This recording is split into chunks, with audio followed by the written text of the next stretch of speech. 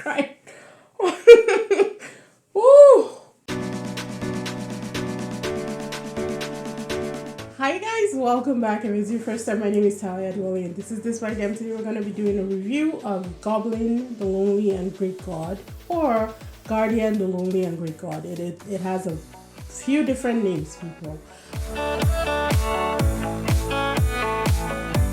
But before we get into it, be sure to do all the right things. And yeah, if my eyes are a little bloodshot, they're not too bad, I don't think. But they were a lot. It's because I was crying. I just finished the last episode. And yeah, I needed a minute.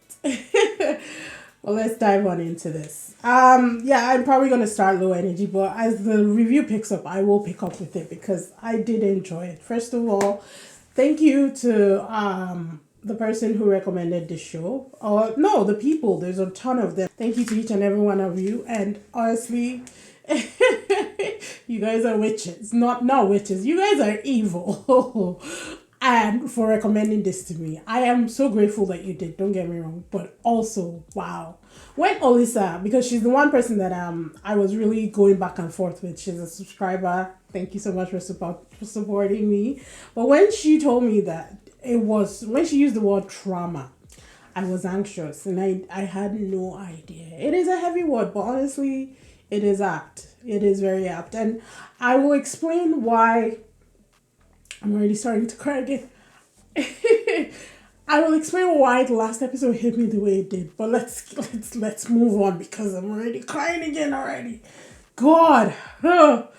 If you've seen it, you know. If you haven't seen it, watch it. Also, it is streaming on Netflix Korea. So if you flip your VPN to South Korea, you'll be able to watch it on Netflix easy. I had to source it out in different places before I found out that it was on Netflix South Korea. Let's talk about the plot. Kim Shin, who's played by Gong Yoo, a decorated military general from Goryeo Dynasty, is framed as a traitor and killed by the young king. Years after his death, he is cursed by the Almighty to stay immortal forever. Don't get me started on the deity in this. I don't know why I'm crying. Woo! Nobody died, guys. Nobody died. It's the show that did this to me. He is cursed by the Almighty to stay immortal forever, enduring the pain of seeing his loved ones die as punishment for the soldiers he killed to protect his country. He becomes an immortal goblin, helping people with his powers and being a kind man in spite of his grieving past. The only way to put an end to immortality is the goblin's bride. We'll get to it. Whose aid in pulling out the sword, which was shoved into his chest, will end his painful immortality. Eun Tak, played by Kim Go Eun, who I have not seen in anything. Honestly, this was the first thing I've seen her in and the last. I've not seen her in anything recent. Is a bubbly high school student who remains cheerful and hopeful despite her tragic life and the fact that she can see ghosts, though she tries to ignore them. She summons the goblin by chance and their fates begin to entwine. The goblin's nephew, Yoo Deok Hwa, played by Yook Sungjae, leases the goblin's house to a Grim Reaper, played by Dong Wook, and the two end up living under the same roof. Their friendship was, I would say, it was the best thing in this whole thing. It was definitely top 3, and maybe if I remember, I'll talk about my top 3 things in this. I'll just write it down so I don't forget. Eun Tak starts working a part-time job at a chicken store run by a charismatic young woman, Sunny, played by Yoo In Na, as the lives of Kim Shin, Grim Reaper Yoo Tak, and Sunny interweave. A deeper story unfolds as they are not just strangers who met by chance, but people with a deep-rooted relationship. It was deep. It's the best way that I can say it. It was deep. Oh my God, it was deep. You know, at first, you know how they do it now. They give you glimpses. They start off with, his framing. guy that framed him had already basically groomed the king since he was a baby. So he was the only one who could be whispering into the king's ear, and he was controlling the king essentially. And it starts off there. Then we come to the present. We meet EunTak, we meet Deok Hwa, we meet everybody. Then we see Sunny, who's like a siren. Every time she flips around, God, she's so gorgeous. The actress is so beautiful. Another person that I haven't seen lately as well. So I'm like, okay, where are all these people? And we meet Reaper. Reaper and Goblin form a really good relationship. They were so hilarious. I love them so much. Then their past starts to unfold and you start losing hope. They start chipping. I was cringing and like I was so anxious for the backstory that and by the time I got it, I was like, no, take it away. I don't want to know. I want them to just live in the now and live their lives, because it was so deep. It was real deep rooted hurts and sins against each other that they could not come back from. So even though, and I think maybe I'll be spoiling it because I feel like a ton of you should have watched it by now. It's 2016. So even though the lives of the Reaper and Sonny were intertwined and they were like, forever lovers, essentially, their love transcended lifetimes, and the Goblin's bride and the Goblin were meant to be together. The Goblin's bride is designed like her whole destiny is to kill the Goblin, pull out that sword so he can rest in peace. He then falls in love with the bride. I don't think it ever occurred to him that he would fall in love with her. But he falls in love with Yoontak and then wants to stay. Is then told that if he lives, she will die. Which is a whole lot of bullshit, because she was meant to die in the beginning. The whole thing that made her the Goblin's bride, I think, is because when her mom was pregnant with her, she was in a hit and run. Had somebody hit her and she was going to die. She wished upon whoever. She called on the deity and said, if there's anybody, help me. Goblin was around that night drinking. I mean, he says when he's drinking, he's very generous. He saved her and her daughter, thereby creating his bride, which in itself is just okay. So she could see the ghost, but because she was meant to die that day and she and her mother didn't die, they would be visited by death every 9 years. So no matter what this girl did, her life was not going to last, which makes me question again the deity for their choices. And I kept saying, no, it was not me, because you can't question God, right? I'm Christian, and I believe in God. I believe, right? So I think you can't really question the ways. They're mysterious for a reason. But it's like, what was the thought process? Knowing fully well that no matter what this girl did, whether she killed the Goblin or not, she would still die. You know? And of course, it came to pass that she still died after 9 years of misery. Words fail me right now. After 9 years of misery, she meets the Goblin again, gets her memory back. They're set off to have a very wonderful life. They actually get married, and then she dies again. And I'm just like, what are we supposed to do with this? Like, what do you want us to do with this? What do you want us to do with this information? Huh? What do you want from us? That's all I kept saying. What do you want from us? Because it was a lot. It was a lot, but not in a way where you don't want to watch it. It's in a way where you like stay glued to your seat, just hoping and praying for a beautiful outcome in the end. It was crazy. In this lifetime, Sonny could not forgive Reaper because of what he did to her and her brother in the past during Goryeo Dynasty. So she leaves. I don't know how she was strong enough to do that, but she leaves, not forgiving him.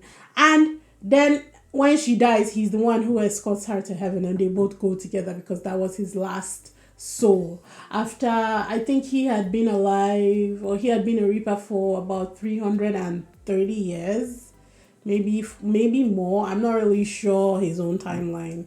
They kept saying 300, but I'm not sure. The Goblin had been alive 900 and 1,000 years basically. And I'm just like, it was just one heartache after the other. It was amazing. It was beautiful. But it does take a toll, and this has taken such a huge toll on me today. Today is a filming day, but I'm not really sure that I'm going to be able to do it because I am just drained. Like, I am just drained. I'm done. What an amazing show. So, one of the things that I kept asking, there were some things that they did in this that they didn't really have relevance to the story to me. Introducing, like bringing back that her first love, the boy that she was in love with, the one that was the baseball player, no significance. Having her be the Goblin's bride when she was still going to die regardless, no significance. Having it be like there was no loophole, like if she fell in love with her husband, that they can have a happy life, no significance. These were just things that were put in there to like annoy you. Top three things. I think my top three favorite things. Their friendship, the love between EunTak and Kim Shin, and Sunny. Sunny was a whole vibe. I love this girl so much. Honestly, I love her. Another thing that really annoyed me was when the goddess, I need to find her name. I'm not really sure if it's gonna be. It probably will be here. Yeah, Samshin. Yes, the woman in red. Beautiful girl. Beautiful woman. When she told EunTak that, oh, you will suffer for a little bit, but it will be fine. She lied. She lied. I kept saying that throughout the whole thing. She lied. Because this girl suffered from 9 to 29. She was just suffering. The only moments of happiness she had was when she was with Kim Shin. And I think maybe the total of their experience as, actual partners was, I would say maybe 3 months. If you put everything together, it wasn't long. I don't know. This is not a review. I don't know why I called it a review. It's a rant talk, I guess. But no, I loved it. It was absolutely fantastic. I think one of the reasons why, coming back to why I was crying in the beginning of this, was one of the reasons why it hit me so hard was that when she came back, the whole idea of, no, we're not doing this. We're not doing this. No. The whole idea of like loved ones being reincarnated, having their memories and coming back, that hit me hard because throughout the whole thing, her seeing ghosts and everything, I'm really sure that I said it at one point that if I could see my mom again, I would gladly see ghosts, even for that, So just that whole concept of having someone like a loved one who's, been gone for a while. I can't talk about my mom without crying. Woof. Okay, no, we're not doing this. Don't worry. I'm good. But just that idea of having like a loved one, the opportunity to see them again, even if they get to relive their lives and, I don't know, just that opportunity. I think that was what was hitting me really hard because at the end of 16, I had to take like 10 minutes and I was weeping. I haven't wept like that since my mom's burial. So yeah, fun times. But no, this was an amazing series. Will I watch it again? Probably not. And I mean that in the best way possible. I would not want to relive this moment. I might watch all their happy moments together. That kiss that he gave her on the roof before he died, that was like it was such a bittersweet moment because you just know, and I think she had an inkling that he was going to die when he did that. But it was also a significant moment in their relationship, and so yeah, maybe not. I don't think I'll be watching it anytime soon again, but I might come back and forth and see like the beginning sections, when they met, when he starts to fall in love, when she starts to actually really fall for him and all that kind of stuff. I did enjoy that. I will be watching The Tale of the Nine-Tailed Beast. I don't know if that's what it's called. The Tale of the Nine-Tailed, the one that stars Lee Dong Wook, because he was such a fantastic actor in this. All of them were great. No, all of them were absolutely amazing. But he was such a standout actor in this that I am excited to watch that because he was in it. It has been on my list for a long time. The fact that it said Nine-Tailed, it reminds me of Naruto, and I loved Naruto. So I put it on my list a while ago. But because of his performance in this, I'm running to go and watch that. But yeah, if you haven't seen, I don't know if I should recommend this. So it's so heavy.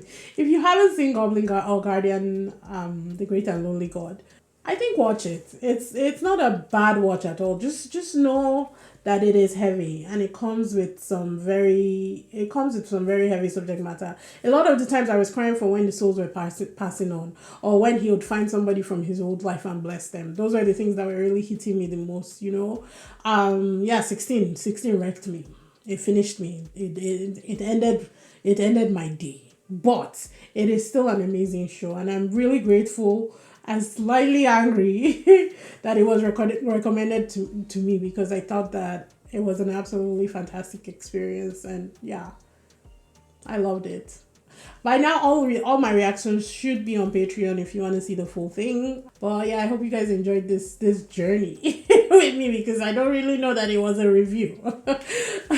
It was definitely something, but I hope you guys enjoyed it. And yeah, be sure to do all the right things, and I will see you guys in the next one. Bye.